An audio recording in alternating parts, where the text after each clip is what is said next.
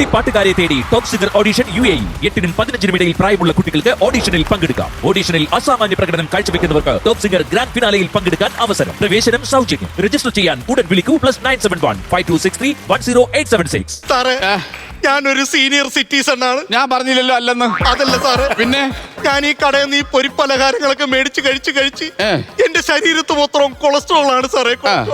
ഞാൻ മൂത്രം ഒഴിക്കാൻ നേരത്തെ എണ്ണയാണ് സാറേ വരുന്നത്.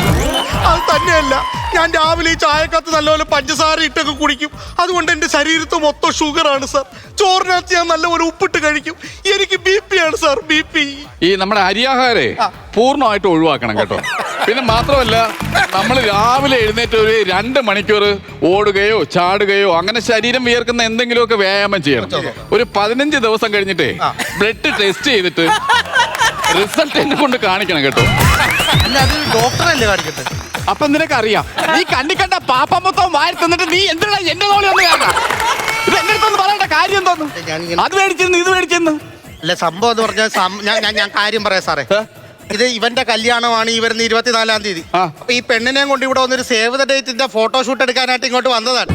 അതാണ് ഇവിടെ സംഭവിച്ചത്. ആ പെണ്ണിപ്പോ വേറെ വഴി പറഞ്ഞു കൊടുറേ. നിങ്ങൾക്ക് ഇവിടെ തന്നെ വീഡിയോ ഷൂട്ട് ചെയ്യണമെന്ന് എന്താ ഇത്ര കാര്യം? അല്ല, വേറൊന്നുമല്ല സാറേ, 24-ാം തീയതി എന്റെ കല്യാണമല്ലോ. അപ്പൊ എനിക്ക് അവർക്ക് നാളൊരു സമയത്തിന് 2 മക്കളുണ്ടാവും. അപ്പൊ ഈ മക്കളെ കാണിക്കാൻ വേണ്ടിയാണ് ഞാൻ ഈ വീഡിയോ എടുക്കുന്നത്. പേരെന്തായിരുന്നു? മനു കെ ഉത്തമൻ. മനു കെ ഉത്തമൻ മനസ്സിലാക്കേണ്ട ഒരു കാര്യമുണ്ട്. ആലപ്പുഴ വെള്ളം കയറി എന്ന് വിചാരിച്ച് തിരുവനന്തപുരത്ത് ബസ്സിരിക്കുന്ന നിങ്ങൾ നിക്കർ ഒരു തലയിടേണ്ട കാര്യമുണ്ടോ? അതിന് സമയമില്ലേ? ചെയ്യേണ്ട കാര്യം എന്തോ?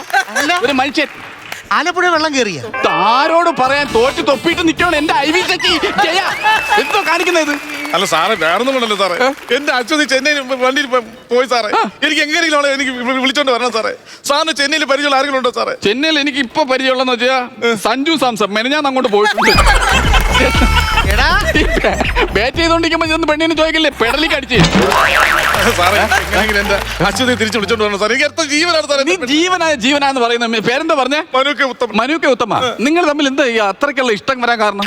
ഇഷ്ടം വരാൻ കാരണം ഞാൻ ആദ്യമായിട്ട് കാണുന്നത് ശാർക്കര അമ്പലത്തിൽ വെച്ചാണ്. എന്റെ ദൈവമേ, ശാർക്കര അമ്പലം എന്നാ ഉത്സവം!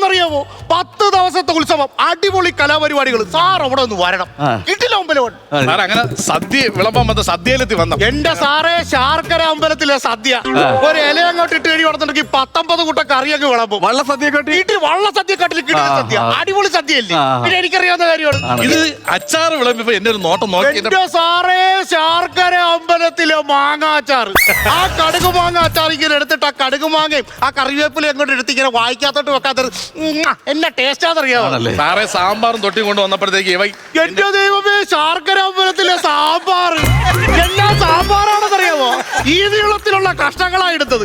അതിൽ ആ മത്തക്കയുടെ കഷ്ണം എടുത്ത് ചോറിനകത്തോട്ട് ഇങ്ങനെ വെച്ചിട്ട് കുഴച്ച് വായിക്കാത്തോട്ട് വെച്ച് തിന്നാൻ എന്നാ ടേസ്റ്റാന്നറിയാമോ? അല്ല സാറേ, സാറെന്താ സാറേ അവിടെ പോയിരിക്കണം? ഞാൻ നീ ഓരോന്ന് വിളമ്പി കൊടുക്കുന്ന അവൻ തിന്നുന്നു. ഞാൻ പിന്നെ അതിൽ എന്തോ പറയാ.